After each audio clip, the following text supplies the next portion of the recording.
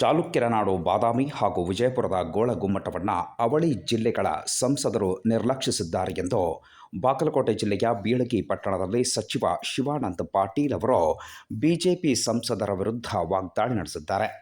April 14 ಬೆಳಗ್ಗೆ 10 ಗಂಟೆ ಬಾಗಲಕೋಟೆ ಜಿಲ್ಲೆಯ ಬೀಳಗಿ ಪಟ್ಟಣದಲ್ಲಿ ಮಾತನಾಡಿರುವ ಸಚಿವ ಶಿವಾನಂದ ಪಾಟೀಲ್ ಅವರು ವಿಜಯಪುರದ ಸಂಸದ ರಮೇಶ್ ಜಿಗಜಿಣಗಿ ಹಾಗೂ ಬಾಗಲಕೋಟೆಯ ಸಂಸದ ಪಿಸಿ ಗದ್ದಿಗೌಡರ್ ಅವರು ಅಂತಾರಾಷ್ಟ್ರೀಯ ಸ್ಮಾರಕಗಳ ಬಗ್ಗೆ ದೆಹಲಿಯಲ್ಲಿ ಲೋಕಸಭೆಯಲ್ಲಿ ಒಂದು ದಿನವೂ ಕೂಡ ಮಾತನಾಡಲಿಲ್ಲ. ಈ ಪ್ರವಾಸಿ ತಾಣಗಳ ಬಗ್ಗೆ ನಿರ್ಲಕ್ಷ್ಯವನ್ನು ವಹಿಸಿದ್ದಾರೆ ಎಂದು ಸಂಸದರ ವಿರುದ್ಧ ವಾಗ್ದಾಳಿಯನ್ನು ನಡೆಸಿದರು. ಈಶ್ವರಪ್ಪನ ಗೋಳಂತೂ ಭಗವಂತೇ ಬಲ್ಲ.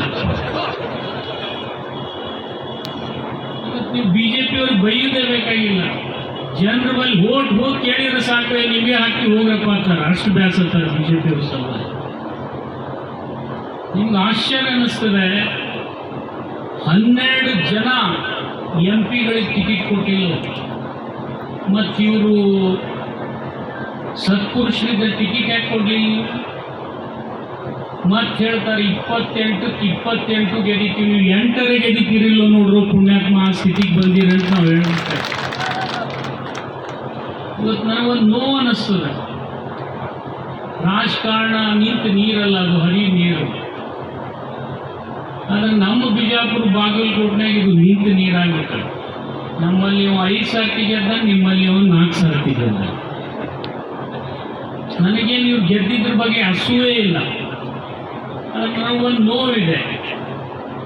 ಬಿಜಾಪುರದ ಗೋಳಗುಮ್ಮಟ ಇರ್ಬೋದು, ಬಾಗಲಕೋಟೆಯ ಬಾದಾಮಿ ಇರ್ಬೋದು, ಇವೆರಡು ಅಂತಾರಾಷ್ಟ್ರ ಮಟ್ಟದ ಸ್ಮಾರಕಗಳು.